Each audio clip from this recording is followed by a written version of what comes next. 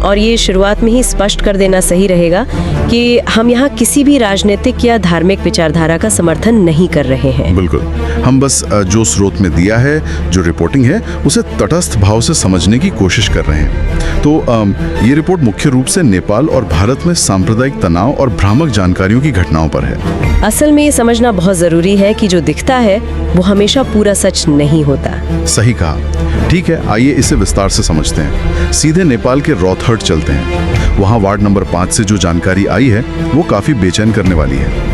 वो डीजे वाली घटना। हाँ, दावा किया गया है कि नमाज के वक्त एक डीजे पर काफी तेज आवाज में अश्लील गाने बजाए गए और एक महिला ऑटो पर लटक कर डांस कर रही थी। और देखते ही देखते बात इतनी बिगड़ गई कि 2 मस्जिदों में भारी तोड़फोड़ और आगजनी तक हो गई। मतलब एक छोटी सी भड़काऊ हरकत कैसे बड़ा रूप ले लेती है। ये वाकया साफ दिखाता है कि तनाव कितनी जल्दी भड़क सकता है। इसी स्रोत में मध्य प्रदेश के जबलपुर का भी एक प्रसंग है जो बिल्कुल इसी पैटर्न पर है। वो आरती और नमाज के समय वाला टकराव। एकदम सही। दोनों के समय को लेकर विवाद हुआ और अफरा तफरी मच गई। वहां साहिल नाम के एक शख्स का ठेला पलट दिया गया। उसे रातों रात 50,000 रुपए का नुकसान उठाना पड़ा। 50,000? ये तो बहुत बड़ा नुकसान है ना? पर इस पूरी रिपोर्ट का सबसे दिल दहलाने वाला हिस्सा सिर्फ ये संपत्ति का नुकसान नहीं था। तो सबसे ज्यादा चौंकाने वाली बात क्या थी? एक छोटे से बच्चे का इंटरव्यू। उस मासूम ने कैमरे पर अपनी आप बीती बताई। उसने बताया कि कैसे आंसू गैस के गोले, पत्थरबाजी और गोलियों जैसी आवाजों ने उसे खौफ से भर दिया था। बाप रे, ये डर सच में दिल तोड़ने वाला है। बच्चों के दिमाग पर इसका क्या असर पड़ता होगा? बिल्कुल, हम घटनाओं को सिर्फ खबरों की तरह देखते हैं, लेकिन मनोवैज्ञानिक असर बहुत गहरा होता है। लेकिन इस वीडियो में यहाँ एक बहुत ही दिलचस्प बात सामने आती है।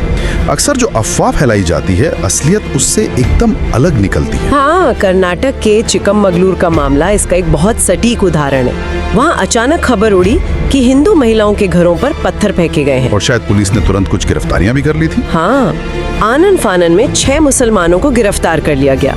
लेकिन फिर कहानी में एक बड़ा ट्विस्ट आया। और वो ट्विस्ट सीसीटीवी फुटेज से सामने आया। एकदम सही। जब सीसीटीवी चेक किया गया तो पता चला कि कथित तौर पर पत्थर फेंकने वाले वो 6 लोग नहीं थे, बल्कि हिंदू संगठन से जुड़े हरीश, भरत और दिलीप थे। मतलब बिना सबूत के ही किसी को भी कसूरवार मान लिया गया। यही तो।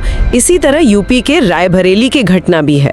वहाँ शिवलिंग को खंडित किया गया और मामला बहुत संवेदनशील हो गया। पर जब पुलिस ने गहराई से जांच की तो पकड़ में कौन आया? कुलदीप यादव। दोनों घटनाओं से एक बात तो साफ है कि कैसे हम बिना सच जाने कितनी जल्दी नतीजे पर पहुंच जाते हैं। पर क्या इस पूरे वीडियो में सिर्फ तनाव की ही बातें हैं? नहीं, व्यापक संदर्भ देखें तो समाज के 2 अलग चेहरे भी नजर आते हैं।